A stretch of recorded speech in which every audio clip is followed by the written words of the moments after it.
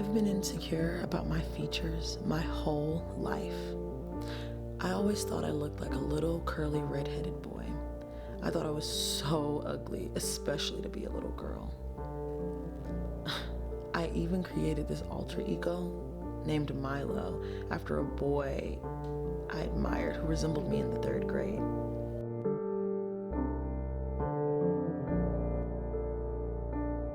In grade school, I would shut the bathroom door in my house and inspect my face in the mirror over and over.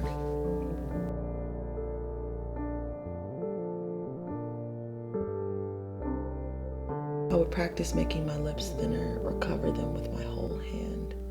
I could see myself as pretty when I did that. I practiced sucking in the corners of my mouth and my cheeks in hopes that I could see myself as beautiful and girly to fit in. I'd pinch my nose, hoping that maybe I'll just grow into it, dreading the day I got older and pregnant and it got bigger like my mother's did. I was embarrassed at how big and crooked my teeth already were and how deep my voice was for my age. I was picked on. I was bullied. I was often chased home from school, picked on in class, and at the playground across the street from my house. I was awkward, nerdy, and I didn't have many friends in a neighborhood full of children. Kids would tease me and tell me that I didn't know my father because he was white, and that's why I was light-skinned and talked the way that I talked. Sometimes I wish they were right. Sometimes I wish they were right. Sometimes I wish they were right.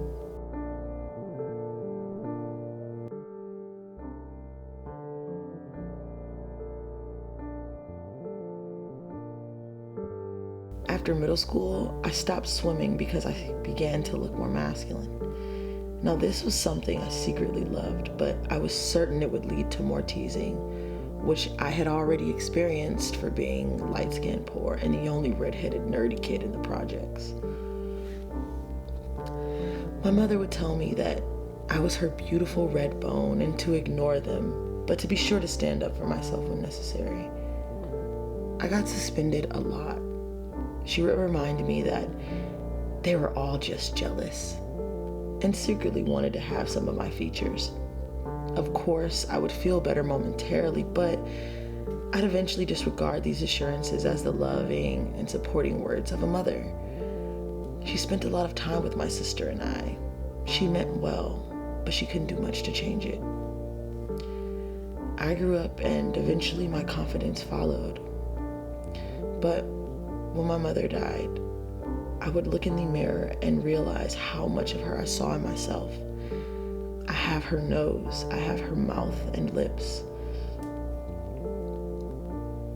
They could carry the light of 1,000 suns whenever she turned the corners of her mouth and exposed the depth of her dimples and the height of her cheekbones.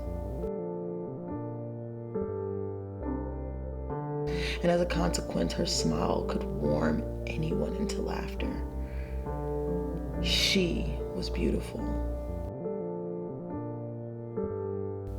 Embracing my red hair, my goofy smile, and my androgynous features is still something I'm growing into.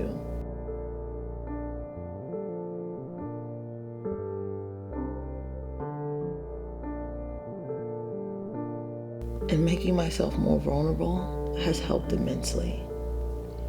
I now know that I am beautiful, I am androgynous, and I am black. And every day I stand naked in front of my mirror as long as I can to lean into being vulnerable with myself, and each time I fall in love with another part of me. Twice I took